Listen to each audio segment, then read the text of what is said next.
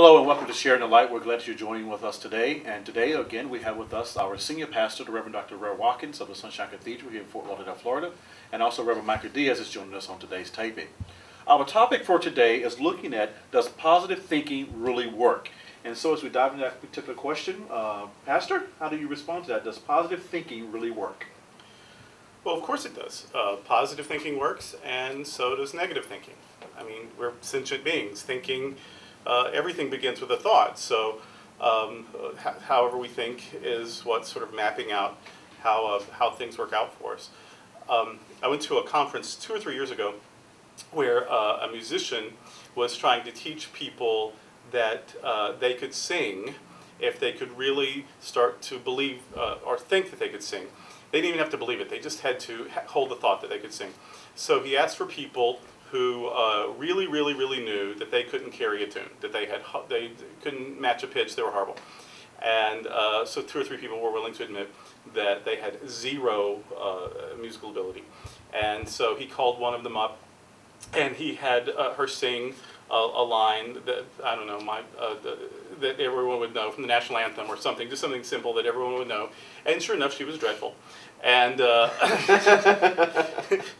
didn't hit a note. It was horrifying, like nails on a chalkboard.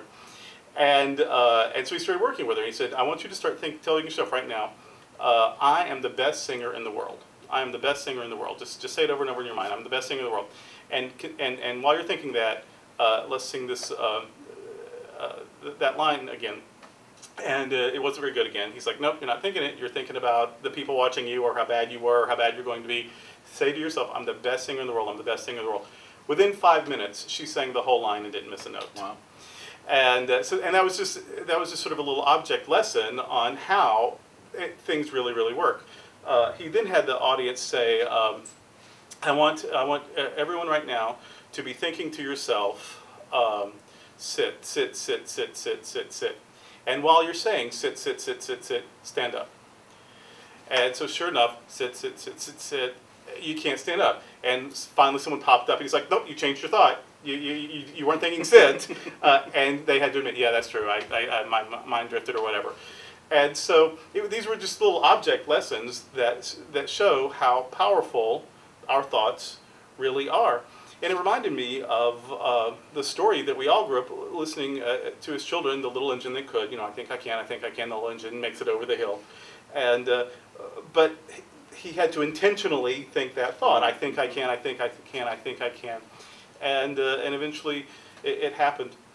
And so, you know, I had a parishioner once say to me, positive thinking doesn't work because I tried it and it didn't work. As if it is something you just put out there. Yeah, like it's I rubbed the lamp and the genie didn't pop out.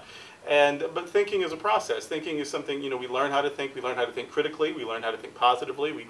We learn how to, and we really master it in some areas and then not in others.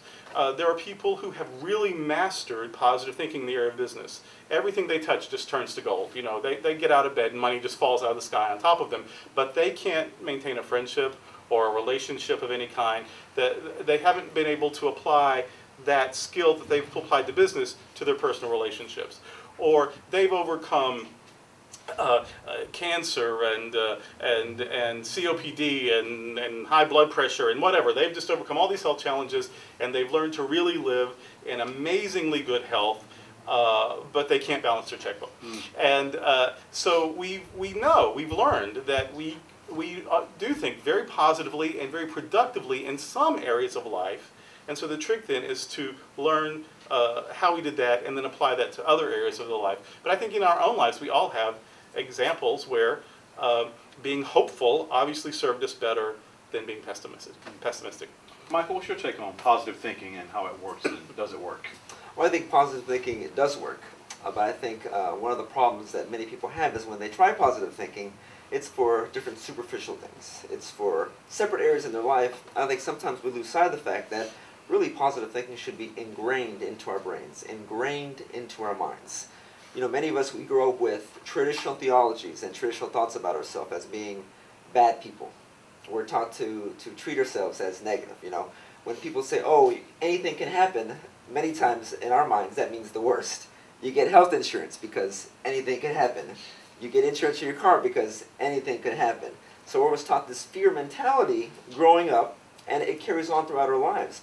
And so if we take positive thought and really ingrain it into our brains, not just one area of life, but try to really get it down deep within us. So it's not just different areas of life, but it's actually ourselves, that we are good people, that we are created in the image of God, that we are great individuals who have great thoughts. I think when it starts to really get ingrained into our heads, then power can really come about into all areas of our life. Let me ask this question. How then do you see the Bible as a positive thought book or document or word? What is the positive thought that we get from that? Can you just pull out one passage maybe that... Well, the Bible is a human document. It's human stories about human lives and their search for meaning and religious significance. And so there are very positive stories and there are very negative stories. I mean, it's just like any other people, any other time in life. I mean, I can quote stories and passages where you could say, see, that was really a bad attitude, and look how horribly that served that person. Or here's another story, and look how amazing that attitude was, and how well that served that person. Those are throughout. One of the passages is from 1 John that says, God is love. And we always sort of hear that, I think, as God is loving, because we still have this sort of childish notion of God being a separate person. And so God is love, we say, we interpret that as God is loving. But what if God really is love? What if God is omnipresent love? Well, 1 John 4:16 says God is love, and whoever lives in love lives in God, and God lives in them. Well, what's more positive than love? You know, and so that's Louise Hay said in her healing ministry, what she discovered, she used to treat symptoms when people would have, you know, I've got arthritis or I've got depression or whatever, and she would work on trying to heal the symptoms. She said that once she started getting people to love themselves, that's the healing that people really needed, that once people started to love themselves, a lot of those other symptoms just went away anyway. So I think that the idea that God is love and that we are made in God's image is the positive thing that can heal a lot of the symptoms in our lives. The Apostle Paul said, hope does not disappoint. He said that to the Romans. Wrote to the Philippians, have no anxiety at all, but in everything by prayer and petition with thanksgiving, make your requests known to God, and then peace will fill your heart. He also told the Philippians, if there's anything good, think on those things. Think about the good things. Proverbs 23:7 says, as we think, that's what we are.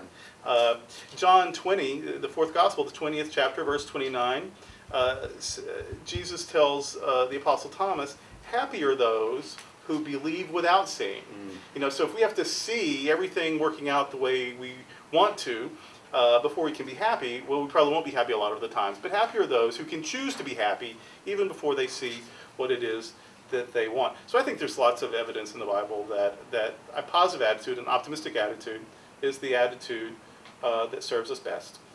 Well, I want to thank you both for joining us here today on Sharing the Light. And just as a reminder to go along with this topic today, does positive thinking really work? Remind you to get our latest copy of Spirit and Truth. You can write to me at robert@sunshinecathedral.org to request a copy, or visit our cathedral website at www.sunshinecathedral.org, and you can read Spirit and Truth online also. Thank you for joining us today.